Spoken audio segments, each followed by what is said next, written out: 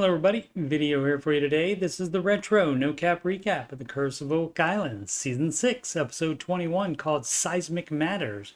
Originally aired April 16th, 2019. If you missed my recaps of previous and future episodes, there's a link to my Oak Island playlist in the upper right. Let's get into it. Previously, on the Curse of Oak Island, people have been looking for an incredible treasure for 229 years.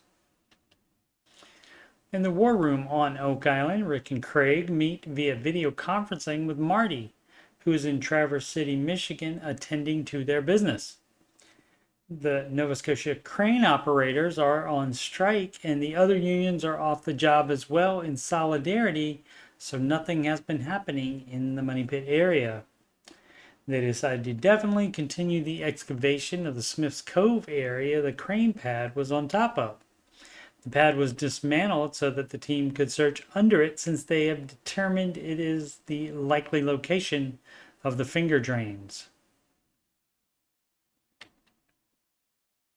They also agree to get seismic testing done in the swamp, believed by many to have been manipulated or even formed by humans. Earlier this season, the Money Pit was seismic tested, which is done by small detonations that generate sound waves that are recorded. And the data is used to create a map of possible voids and man-made structures as deep as 200 feet below the surface. It's being explained here by Jeremy Church of Eagle Canada. They already have the permits for the swamp seismic testing in place. Later in Smith's Cove, Gary is saying there is no metal outside of small bits of iron in the area being excavated. And Rick confirms nothing of interest coming up in the spoils either. Right on cue, Billy's excavator grabs these timbers, perhaps from another structure. Gary says the stones above it look like they were placed there. Billy clears it out a little more and reveals a corner. After uncovering more of it, they think it's another shaft.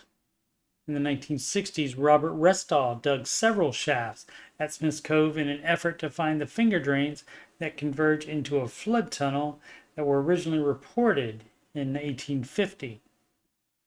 Restall said he was close to finding the key to the flood tunnel shortly before noxious gas in one of the shafts claimed the lives of 4 men, including Restall and his older son.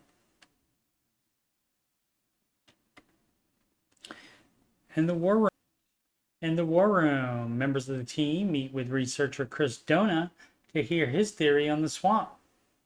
It involves constellations of stars, which had been theorized in the war room by several different researchers previously, including Dr. Travis Taylor, who is currently trying to reveal the secret of Skinwalker Ranch, which I also recap. Dr. Taylor's layout of the Taurus constellation on the island matched up with large boulders at 2 points, and the third point was the original location of the stone triangle.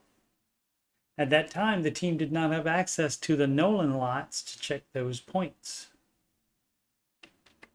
Chris Dona's presentation concerns the constellation of Virgo and its star Spica. That would be in the southeast corner of the swamp. He says there would be something there, perhaps a back door to the Money Pit. Previously in the southeast corner, a non-ferrous metal target was detected. When diver Tony Sampson tried to find it later, he could not. There were flat stones under the murky water, but nothing else. The stones are revisited in a later season.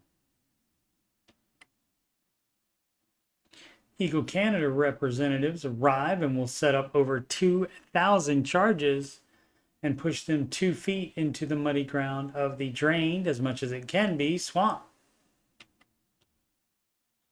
Spoils from the draining efforts have been taken to Lot 27, where Marty and Gary arrived to go through them. Gary first detects the 1700s button, and then this coin with a hole near the middle. Gary says that in the Americas during the 16 and 1700s that the face of the king or queen would be punched out sometimes if someone didn't like that ruler.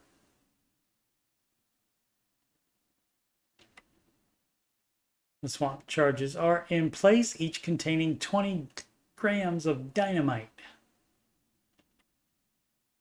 Explosions begin. In Smith's Cove, Billy has revealed these piled up boulders with water flowing through them, possibly a flood tunnel. Note the iron oxidation. Billy will continue to uncover it to see if it goes in the direction of the money pit. In the war room, dendrochronologist Dr. Colin LaRoque from the University of Saskatchewan checks in to provide the dating for wood samples from several wooden structures that were as much as 10 feet below the seabed in Smith's Cove, some previously discovered and some never before reported that have been discovered. The sample from this wall has been burrowed into by sea creatures, so it is proving a little bit difficult, and they are still working on dating it. The sample from the east end north arm of the slipway is red spruce and dates to 1771, 24 years before the discovery of the money pit.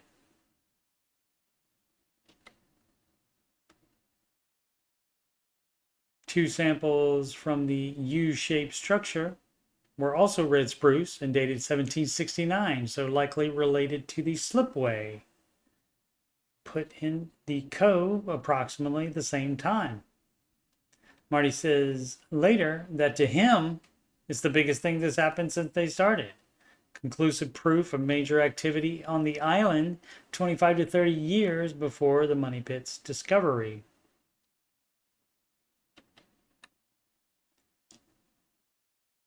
I'll be continuing retro no-cap recaps of seasons 6 through 8 during the summer and early fall. All of the other episodes are already done and are in my Oak Island playlist. I'm also doing no-cap recaps of the current season of The Secret of Skinwalker Ranch, which has its own playlist.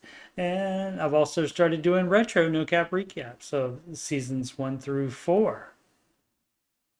Thank you so much for watching. Please subscribe, like, and comment. Sempre avanti.